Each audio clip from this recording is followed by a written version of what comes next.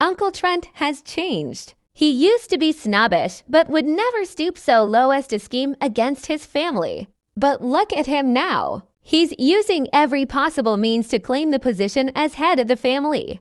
Your Uncle Trent isn't a bad person. This is probably just a rash decision of his. Hector looked confused and unsure. What happened earlier today was weird. It was as though they weren't brothers, but strangers instead. Honestly speaking, it isn't Trent I'm worried about. It's Kate. Dustin poured them each a cup of tea. Then he continued. She's an ambitious woman who will do anything to achieve her goals. She would even go so far as to harm her family members for her gains and glory. She's going to be a difficult one to handle. So what you're saying is that Kate was the one who stirred up what happened today? Natasha frowned. No, to be precise, Kate and Tyler are working together. They are the cause of what happened, Dustin said meaningfully. Mr. Hammond, have you ever thought why? Tyler wishes to have a marriage alliance with the Hammond family. And why would he settle with Kate after Natasha rejected him? Why, Hector wondered. He had thought that Tyler liked his daughter. He thought the grand standing in the business sector would improve with the marriage. But now that he thought about it, that didn't seem to be the case. If I'm not mistaken, there's something else that Tyler is after. You Hammonds have something important, something that he can only plot to get his hands on in secret, but can't forcefully take it from you openly, Dustin reminded. Something important, but must be kept secret. Hector's eyes widened after thinking for a while. Could it be the treasure map? That should be it. Natasha nodded. Only the head of the family knows where the treasure map is. That's why Kate is going through so much trouble to get Uncle Trent to replace you. She's helping Tyler find out where the map is. That traitor. How could she betray the family and help an outsider? It was one thing if it was an internal family strife, but what Kate had done was much worse. She chose to help an outsider and willingly gave up the family's most valuable treasure. It was despicable. If this is really because of the map, things will only get even more complicated. Hector frowned, falling deep in his thoughts. The treasure that the Hammond ancestors had buried was invaluable. With Tyler's wild ambition, he might use it to make himself a ruler if he were to get his hands on it. The consequences would be unthinkable if that were to happen. So he prompted Kate to divide the Hammond family and wait to reap the benefits. How cunning of him! Dustin squinted. He had to admit that Tyler had the brains, brawn, and, most importantly, scheming wit. He had planned to get Trent to replace Hector as the head of the family after his plan for a marriage alliance with Natasha didn't work out. Then he would use Trent to get his hands on the map. Every step of his was a calculated move. The most crucial point was that he had remained hidden behind the scenes. Nobody knew that he was the mastermind behind everything. That was the most alarming thing. Dad, we can't let them have the map.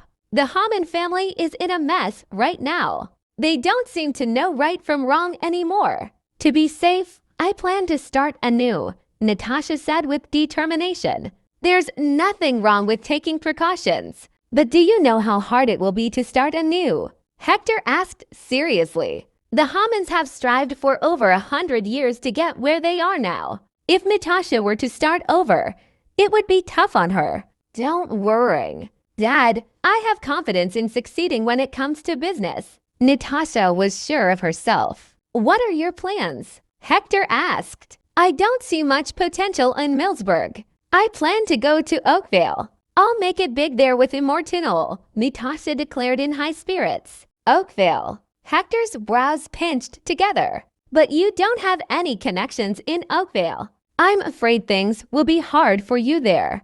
Dad, have you forgotten that grandfather works in Oakvale? Nobody will dare mess with me with him there. Natasha chuckled. Seems like you've already thought things through. Hector nodded with relief. If that's the case, I wish you all the best. With Natasha's abilities and full support from Mr. Ballard Sr., it would be easier for her to set up a new company in Oakvale and succeed. The Hammond family's future would all depend on her now. At Stonerae Valley, The Jade Maiden Sisterhood disciples waited anxiously outside a ward. Since Edith went unconscious, they had rushed to Stoneray Valley overnight for help. Unfortunately for them, Lyndon was out, as he wasn't in Stoneray Valley and unable to help them. They could only turn to the elders of Stoneray Order for help. The door suddenly creaked open. An elderly man with a white beard walked out covered in sweat, and behind him was a disciple of the Stoneray Order. "How are things, Elder Ferngray? Is Madam Edith all right?" Brittany stepped forward and asked. "I'm sorry, but Madam Parker has gone to extremes in training. Her circulatory pathways have been broken, and she has suffered severe internal injuries. I'm afraid there's nothing much we can do." Elder Ferngray shook his head. From the look of things, Madam Parker might not survive past the 3-day mark. You should all be prepared for the worst. What? The crowd paled. Edith was head of the sisterhood and halfway to becoming a grandmother. How could she die from going to extremes in training? Elder Ferngray, you're an elder in the Stoneray Order. How can you not be able to help her? Brittany refused to accept reality. It is a big mistake for martial artists to go to extremes. The stronger they are, the worse the consequences. There are only 2 ways of treating Madam Parker's internal injuries. First, you have to get help from a miracle doctor. Then, she might survive with the help of medications made from precious herbs. Or, you can seek help from a powerful grandmother. He must use all of his cultivation to rebuild Madam Edith's circulatory pathway. But both options are too hard to achieve now. Elder Ferngray sighed. It was difficult to find a miracle doctor. A grandmother would be even harder to get. Their last hope was Lyndon.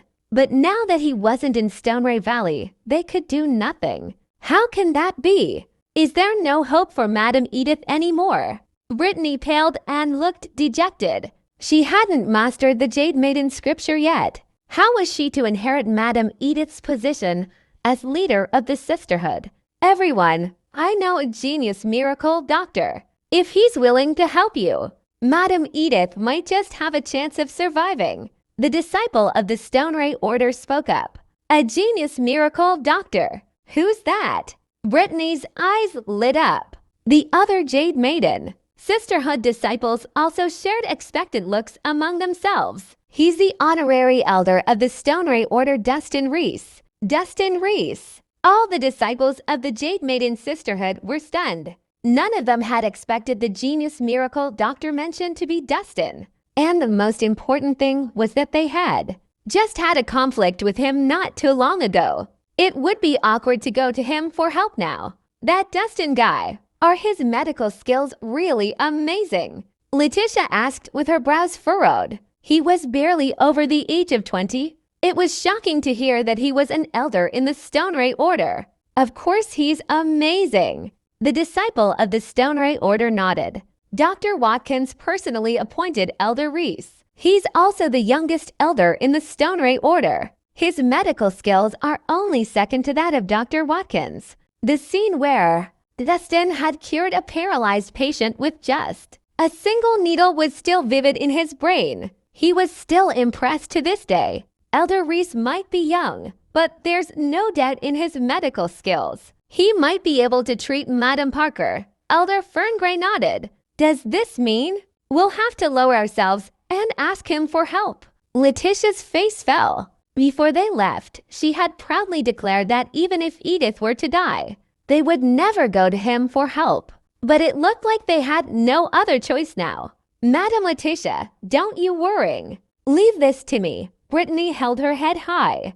"Dustin is in love with me. All I need to do is seduce him a little, and I'm sure he will come running to treat Madam Edith." "Very well, show us what you're capable of." Letitia nodded, pleased. Every one of the disciples of the Jade Maiden Sisterhood was beautiful, and they had their way with men. After all, it was only right for women to use their advantages.